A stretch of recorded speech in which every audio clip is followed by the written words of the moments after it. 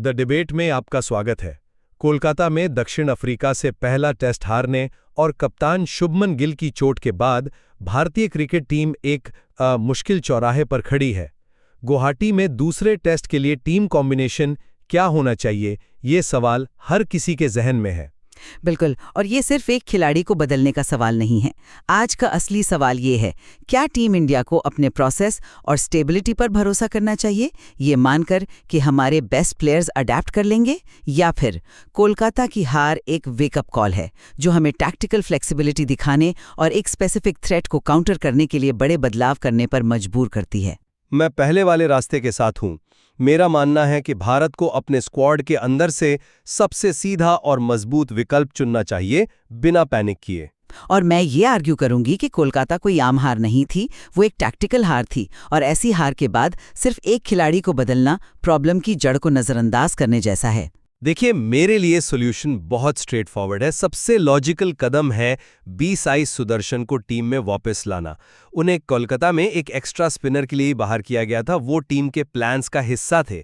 वो हमारे specialist batsman की लाइन में नेक्स्ट है और गिल के लिए एक perfect like for like replacement है। अब आप कहेंगी कि टीम में 7 लेफ्ट हैंडर्स हो जाएंगे, और मैं मानता हूं कि आइडियल सिचुएशन नहीं है, लेकिन सिर्फ एक मैच में ऑफ स्पिनर साइमन हार्मर के खिलाफ स्ट्रगल करने की वजह से हम अपनी पूरी बैटिंग स्ट्रैटेजी को उखाड़ कर फेंक दें, ये एक नीजॉक रिएक्शन होगा।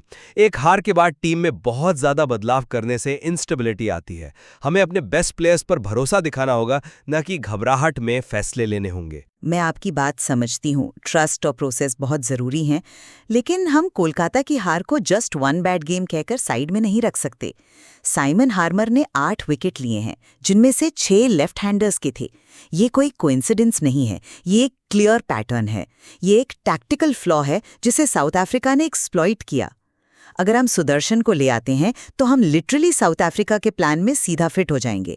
हम उन्हें वही करने का मौका दे रहे हैं जो उन्होंने पहले टेस्ट में किया था, और उम्मीद कर रहे हैं कि इस बार रिजल्ट अलग होगा। मेरे हिसाब से स्मार्ट मूव ये है, हाँ, सुदर्शन को गिल की जगह लाएं, वो डिजर्व करते हैं, लेकिन साथ ही दाएं हाथ के नीतीश कुमार रेड्डी को अक्षर पटेल की जगह खिलाएं। इससे बैटिंग ऑर्डर में लेफ्ट राइट कॉम्बिनेशन बेहतर होगा, हार्मर की रिदम टूटेगी और हमारे पास एक प्रोएक्टिव काउंटर मूव होगा। आप एक बहुत बड़ा रिस्क लेने की बात कर रही हैं। आप एक एस्टैब्लिश्ड, एक्सपीरियंस्ड ऑलराउंडर को एक ऐसे खिलाड़ी के लिए ड्रॉप करने को कह रही हैं जिसने सिर्फ 2 टेस्ट मैच खेले हैं, वो भी वेस्ट इंडीज जैसी टीम के खिलाफ। नीतीश रेड्डी में पोटेंशियल है, मैं मानता हूं, लेकिन क्या वो साउथ अफ्रीका जैसी टॉप टियर टीम के खिलाफ प्रेशर झेलने के लिए तैयार हैं?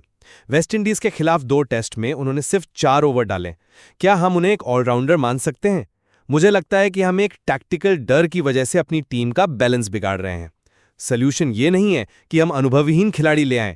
सॉल्यूशन ये है कि हमारे स्पेशलिस्ट बैट्समैन अपनी टेक्निक पर काम करें और हार्मर को खेलने का बेहतर तरीका निकालें। माफ कीजिए, लेकिन मैं इसे टैक्टिकल डर नहीं, टैक्टिकल अवेयरनेस कहूंगी। और ये सोचना कि हमारे 6 के 6 लेफ्ट हैंडर्स एक हफ्ते में हार्मर को खेलने का कोड क्रैक कर लेंगे, ये थोड़ा ऑप्टिमिस्टिक नहीं है। वो एक वर्ल्ड क्लास स्पिनर है, उसने हमारे बेस्ट प्लेयर्स को आउटविट किया है। रेड्डी को शामिल करना एक कैलकुलेटेड गैम्बल है। आपने उनके बॉलिंग स्टैट्स की बात की, और मैं मानती हूं कि वो भी प्राइमरी बॉलर नहीं है। टीम के पास वैसे भी 5 बॉलिंग ऑप्शंस रहेंगे, लेकिन उनकी वैल्यू उनकी राइट हैंडेड बैटिंग में है, खासकर स्पिन के खिलाफ उनका अग्रेसिव अप्रोच। याद कीजिए, ऑस्ट्रेलिया ए के खिलाफ उन्होंने नेथन लायन, जो कि एक और वर्ल्ड क्लास ऑफ स्पिनर है, उनकी 127 गेंदों पर 86 रन बनाए थे। उन्होंने लायन को सेटल ही नहीं होने दिया। हमें निचले क्रम में ऐसे ही निडल बैटिंग की जरूरत है जो मैच का मोमेंटम बदल सके। ठीक है, मोमेंटम की बात करते हैं। आप अक्षर पटेल को बाहर करके मोमेंटम को खुद से दूर कर रही हैं। कोलकाता में जब टॉप ऑर्डर फेल हुआ तो अक्षर ने निचले क्रम में आकर 40 ऑड रन्स की क्रूशल पार्टनरशिप की। वो बैटिंग डेप्थ देते हैं। गिल के जाने से हमारी बैटिंग पहले ही थोड़ी कमजोर हुई है, और आप अक्षर को हटाकर उसे और वीकन कर रही हैं। और उनकी बॉलिंग को हम इतनी जल्दी राइट ऑफ क्यों कर रहे हैं? उन्हें टीम में इसलिए लाया गया था क्योंकि साउथ अफ्रीका के लाइनअप में राइट हैंडर्स की भरमार है, और एक लेफ्ट आर्म स्पिनर का एंगल उनके खिलाफ इफेक्टिव रहता है। ये एक सॉलिड स्ट्रैटेजी थी। क्या हम एक मैच के रिजल्ट पर पूरी स्ट्रैटेजी को ही खारिज कर दें? वो स्ट्रैटेजी पेपर पर अच्छी लगती है, लेकिन आंकड़े एक अलग कहानी बता रहे हैं। अक्षर की बॉलिंग को लेकर एक पैटर्न उभर रहा है। इंग्लैंड के खिलाफ उनकी ड्रीम डेब्यू सीरीज थी, जहां उनका एवरेज 10.59 का था। उसके बाद से 12 टेस्ट मैचों में उनका एवरेज बढ़कर 27.83 हो गया है। ऐसा क्यों? क्योंकि टीम्स ने उन्हें फिगर आउट कर लिया है। वो जानते हैं कि अक्षर ज्यादातर आर्म बॉल डालते हैं और वो बॉल के टर्न होने का इंतजार नहीं करते, बल्कि लाइन के साथ खेलते हैं। कोलकाता में भी जहां पिच से इतनी मदद थी, वो उतने खतरनाक नहीं दिखे जितना उन्हें होना चाहिए था। तो सवाल ये है, क्या हम उन्हें बॉलिंग ऑलराउंडर के तौर पर खिला रहे हैं जो विकेट नहीं ले पा रहा, या बैटिंग ऑलराउंडर के तौर पर? अगर बैटिंग ऑलराउंडर हैं, तो क्या रेड्डी, जो एक राइट हैंडर को ऑप्शन देते हैं, बेहतर विकल्प नहीं है? आप एक बहुत ही इंटरेस्टिंग पॉइंट उठा रही हैं, लेकिन इसका दूसरा पहलू भी है।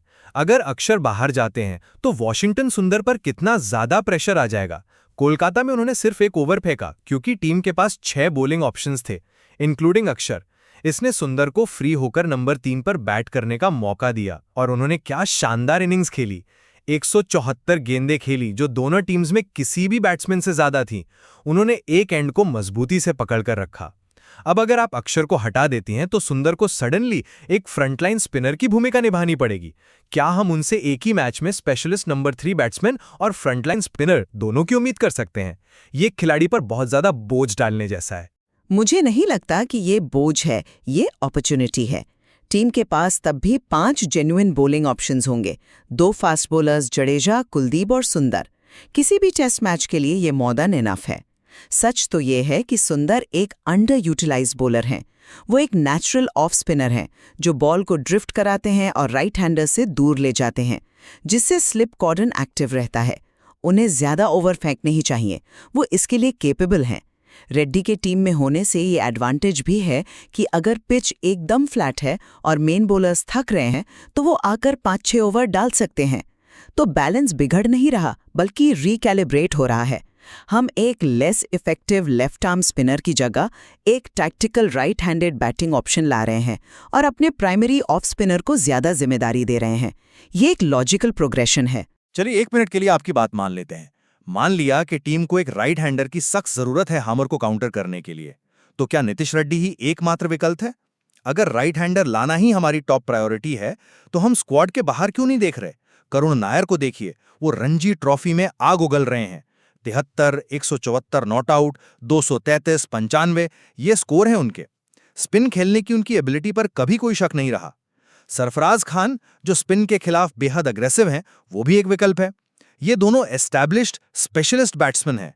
एक अनुभवहीन ऑलराउंडर पर दाव लगाने से बेहतर है कि हम एक इनफॉर्म स्पेशलिस्ट को मौका दें। ये ज्यादा सेफ और शायद ज्यादा इफेक्टिव ऑप्शन होगा। थियोरेटिकली ये एक ब्रिलियंट आइडिया है, लेकिन प्रैक्टिकली ये सेलेक्टर्स की सोच के बिल्कुल खिलाफ जाता है। उन्होंने हाल ही में जो इंडिया ए स्क्वाड चुने हैं, उनमें इन दोनों खिलाड़ियों का नाम नहीं था। ये साफ संकेत है कि वो फिलहाल सिलेक्शन कमेटी की प्लानिंग में नहीं है। अब मैच से 2 दिन पहले किसी बाहर के खिलाड़ी को कॉल अप करना, उसे डायरेक्टली प्लेइंग 11 में डालना, ये टीम के मोराल और कल्चर के लिए सही नहीं होता। जो खिलाड़ी स्क्वाड के साथ ट्रैवल कर रहे हैं, जो सिस्टम का हिस्सा हैं, उन्हें प्रायोरिटी मिलनी चाहिए। ये एक अनस्पोकन रूल है। इसलिए हमें स्क्वाड में मौजूद रिसोर्सेज से ही बेस्ट सोल्यूशन निकालना होगा। और मेरी नज़र में स्क्वाड के अंदर रहते हुए टैक्टिकल ज़रूरत को पूरा करने का सबसे स्मार्ट तरीका यही है कि सुदर्शन और रेड्डी दोनों को खिलाया जाए। ये रैडिकल लग सकता है, लेकिन ये प्रोएक्टिव है। मैं आपकी बात का सम्मान करता हूं, लेकिन अंत में मैं अपनी मूल बात पर वापस आऊंगा।